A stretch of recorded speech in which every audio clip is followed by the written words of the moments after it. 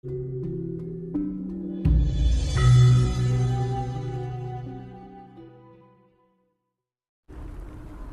pertanyaannya itu betul-betul nggak harus syukur dijawab, karena bernegara itu merupakan konsekuensi logis dari pertanggungan jawab manusia yang ada di dalam lingkungan bumi Ibu Pertiwi, Sabang Merauke. Oleh karena itu, untuk menjadi seorang pemimpin itu harus ada benang merah yang jauh ribuan tahun yang lalu sampai dengan ribuan tahun yang akan datang. Nah, hukum inilah yang dikatakan dialektika politik. Dialektika itu perputaran antara tese, antitese, sintese.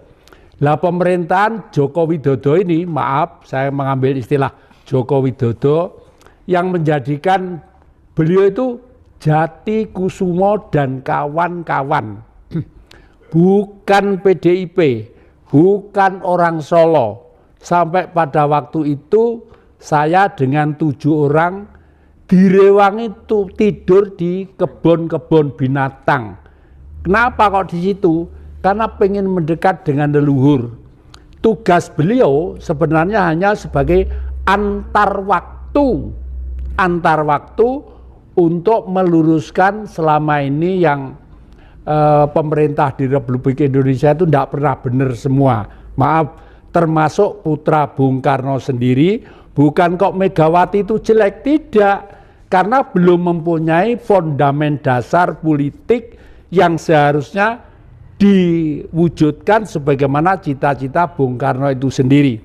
Dan dari sinilah saya lalu ingat pada waktu masih SMA kelas 2 dulu, Bung Karno di makam Eyang Putri yang Kakung, beliau pesan, Jati Kusumo besok yang meneruskan Bapak. Artinya saya harus bertanggung jawab dengan apa yang menjadi cita-cita beliau. Lah, cita-cita itu beliau itu apa? Satu, kemanusiaan di jagat raya ini harus diwujudkan. Karena semua titah itu sebenarnya ciptaan Sang Maha Kuasa. Oleh karena itu sila yang pertama itu ketuhanan yang Maha Esa. Artinya bukan kok percaya Tuhan, ketuhanan yang Maha Esa itu manifest pribadinya, jiwanya, raganya, cara berbicaranya, cara memandangnya, cara mendengarnya. Semua perilakunya harus mewujudkan aspirasi perwujudan Tuhan itu sendiri. Maaf sih kalau gini saya harus nangis. Bangsa ini semakin mundur, semakin mundur, semakin mundur. Dan selama dipimpin oleh Joko Widodo, kita nyimpang dari cita-cita negara Pancasila. Karena sekarang ini saya sekolah di ekonomi, di politik, di spiritual, pasti harus saya gunakan dong otak saya. Indonesia sekarang ini sudah berbentuk negara liberal yang kapitalistis. Jadi baik itu benar, tapi terlalu baik itu tidak benar. Misalnya pada waktu pemerintahan di era Mas Gus Dur, ya saya kalau ngambil Mas Gus Dur ya memang itu kawan saya, sahabat saya ya. Maksudnya baik, memindah Irian menjadi Papua. Terpaksa saya datang di kursi kepresidenan pada waktu itu, Mas. Panjenengan itu terlalu baik, terlalu jujur. Mimpin negara terlalu baik dan terlalu jujur itu justru tidak baik, membahayakan bangsa. Kelihatannya Irian dipindah dari Papua. Nanti orang luar negeri khususnya Australia mesti bisik-bisik. Dahlah orang Papua. Papua itu tidak ada Papua Barat, tidak ada Papua Timur. Yang ada adalah Papua. Pulau Irian ini, Papua ini, hidup tanpa Indonesia kamu sudah menjadi negara yang besar. Udah timbullah pemberontakan, angkat senjata dan sebagainya. Udahlah ya. Karena pesan Bung Karno seperti itu, tugas saya hanya satu. Tugas saya sekarang ini satu, mewujudkan bahwa kemanusiaan seluruh dunia ini harus kita wujudkan. Dasarnya ada. Setiap manusia butuh merdeka. Jangankan kok manusia, burung-burung butuh merdeka. Ya, Bung Karno pada waktu masih kuasa di Istana Negara, seorang Jawa Tengah, seorang bapak punya burung perkutut. Lomba juara 1 nasional, hadiahnya besar. bayangannya dia kalau istana negara nanti ada burung perkutut yang manggung, suasana istana pasti lebih semarak dan Bung Karno akan senang. Disampaikan ke Bung Karno. Setelah diterima ditanya, betul burung ini sudah kamu berikan pada saya? Betul Pak, ikhlas, ikhlas. Sudah loh ya, jangan berpikir ini sudah di tangan saya, sudah milik saya loh ya. Iya. Lalu oleh Bung Karno dilepas. Apa artinya? Sebebas-bebas burung yang dalam sangkar masih bebas kalau dia itu terbang di semesta alam raya.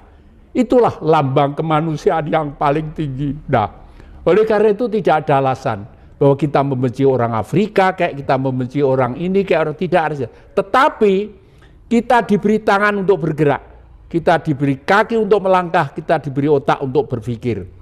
Dan ini semua sudah digambarkan oleh leluhur kita yang namanya Eyang Prabu Joyoboyo, meramalkan zaman dari A sampai Z nanti itu, ya. Apa ramalannya?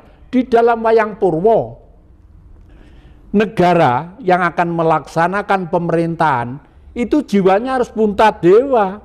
Puntadewa itu digambarkan kakinya itu ndak ngambah lemah, artinya ndak materialistis. Karena apa? Beras pasti dicarikan yang terbaik, ya. Dokternya 27 mungkin. Ada yang dokter Panu, ada dokter Kutil, ada dokter perut. Karena pimpinan negara apalagi mewakili 260 juta manusia, ya, itu sudah dijaga. Tetapi menjadi pemimpin kalau masih nepotisme, masih memikirkan anak saya bagaimana, menantu saya bagaimana, itu jelas inilah kelihatannya kekuasaan sekarang sudah mengarah ke situ. Sehingga timbullah viral yang besar yang dinamaskan kekuasaan dinasti keluarga. Nah ini kelihatannya kalau dan sesuai dengan tarot yang sudah saya buka, kok Indonesia itu dalam akhir kekuasaannya Joko Widodo nanti yang ada apa? Hanya gepu-gepuan, hanya satu memusuhi yang lain dan hanya saling curiga, hanya saling tuduh menuduh. Dan sekarang terbukti sampai seorang anak membunuh orang tua, seorang tua membunuh anaknya sendiri. Semua itu gara-gara apa?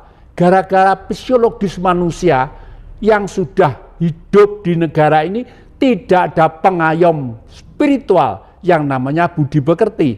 Apalagi ajaran-ajaran tentang budi pekerti sudah dihapus. Ajaran agama ditaruh terdepan. Bayangannya agamalah yang menyelesaikan suatu bangsa. Sejak zaman ribuan tahun yang lalu tidak ada agama yang bisa menyelesaikan masalah. Apakah jelek? Tidak, baik. Tetapi akan menjadi jelek kalau lembar pertama saja sudah gagal.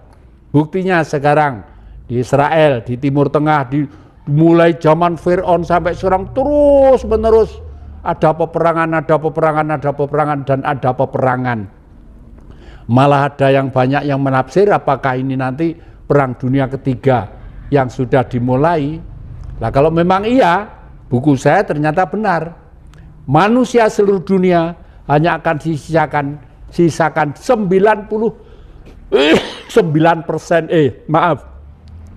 2008 saya buat buku manusia seluruh dunia hanya akan disisakan 28,3% saja. karena perang, karena bencana alam, karena bakteri dan lain sebagainya. Sekarang ada isu baru, ya, katanya ada nyamuk buatan. Waduh, nyamuk buatan dari salah satu negara. Meskipun saya belum pernah tahu, saya percaya karena apa? Ada suatu negara yang penghasilannya itu hanya mengandalkan menjual senjata. Yang namanya senjata itu kan untuk peperangan, ya. Dan senjata itu kalau musim perang biologis mungkin tembak-tembakan, bom nuklir dan sebagainya. Maka dari itu kalau perang sudah itu tidak akan mengkhawatirkan dia sendiri, dia akan menciptakan mungkin nyamuk-nyamuk digital, ya itu. Dan saya tetap nggak menyerah. Karena apa? Bagaimanapun semua buatan manusia apapun bentuk dan wujudnya, kalau kena api mesti hablur, mesti rusak. Makanya Mas, kalau saya tidur tidak pernah di dalam di tempat tidur saya, di luar di jogan, ada karpet, saya mesti siap-siap sampai nyamuk itu yang nyetrum, dadadadek gitu. Ya, kalau dia itu nyamuk buatan pun mesti ajur karena kesetrum, hablur gitu aja, nggak usah tegang, nggak usah ini ya, itu intinya. Jadi ada kemungkinan ya, kan memang kalau kita berbicara soal presiden-presiden sebelumnya itu sebelum dia lengser jabatan, itu kan wirang, Mbah. Ya. SBY misalnya dengan korupsi, anak buahnya segala macam gitu kan ya.